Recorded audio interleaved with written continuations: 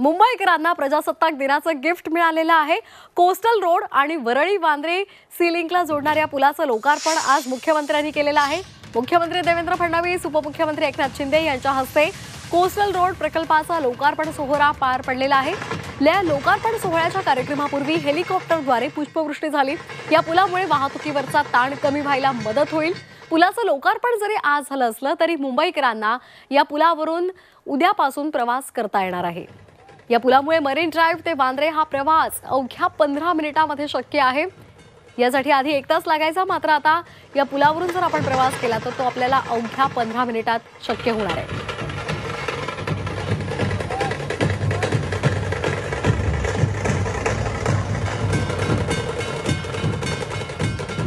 आता केवळ एक प्रभादेवी कनेक्टर याचा बाकी आहे, जो फेब्रुवारी संपता तो देखील पूर्ण होईल। या कनेक्टरमुळे नरिमन पॉइंट पासनं वांद्रेपर्यंत पूर्णपणे सीमलेस कनेक्टिव्हिटी ही आता तयार झालेली आहे आणि उद्या सकाळपासनं ही मुंबईकरांकरता खुली होणार आहे। देवेंद्रजींच्या काळात हा कंप्लीट जो कोस्टल आहे तो पूर्ण मला एवढा की मुंबईकरांच्या जीवनामध्ये आनंद देण्याचं काम महायुती सरकारने केलेलं आहे।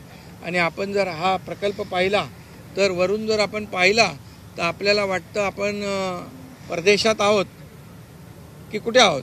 आणि मला माहिती आहे की यूट्यूबवर देखील आपला ब्रिज दाखवून एक कुठला ब्रिज आहे तर लोक म्हणतात प्रदेशातला आहे, पण अशा प्रकारचा ब्रिज या मुंबईत होतोय हे मुंबईसाठी अतिशय गौरवाची बाब आहे।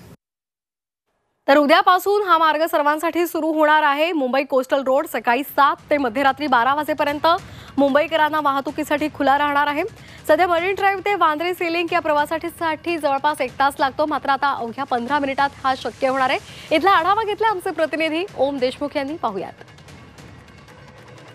मुंबईकरांचं आयुष्य सुखकर करण्यासाठी आणखीन एका प्रकल्पाची मुंबईतल्या दळणवळणामध्ये भर पडली आहे। Coastal road, Dharmaveer Chhatrapati Sambhaji Maharaj coastal रोडच्या या प्रकल्पामध्ये आता आणखीन 3 मार्गिकांचं लोकार्पण आज राज्याचे मुख्यमंत्री देवेंद्र फडणवीस यांच्या उपस्थितीमध्ये आणि यांच्या हस्ते पार पडलंय।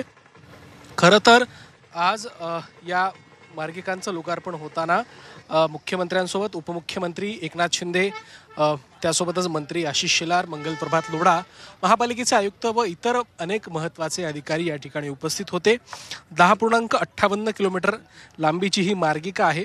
एकूण 4.4 अशा एकूण 8 मार्गिका यामध्ये मुंबईकरांच्या सोयीसाठी उपलब्ध करून देण्यात आलेल्या आहेत। तब्बल 14,000 कोटींचा हा प्रकल्प मुंबईकरांच्या सेवेमध्ये आजपासून दाखल झालाय। अर्थात वाहतूक मात्र या ठिकाणी उद्यापासून मुंबईकरांना करता येणार आहे। आधुनिक तंत्रज्ञानाच्या माध्यमातून हा पूल बांधण्यात आला आणि यानंतर मुंबई उपनगर, मरीन ड्राइव्ह ते कोस्टल रोड आणि एकंदरच या सगळ्या भागाला जोडण्यासाठी ही मार्गिका निश्चितच खूप महत्त्वाची ठरेल आणि मुंबईच्या वाहतुकीमध्ये जे काही अडथळे होते ते दूर करण्यात या मार्गिकेचं सुद्धा मोठं योगदान असेल, हे देखील आता स्पष्ट झालंय।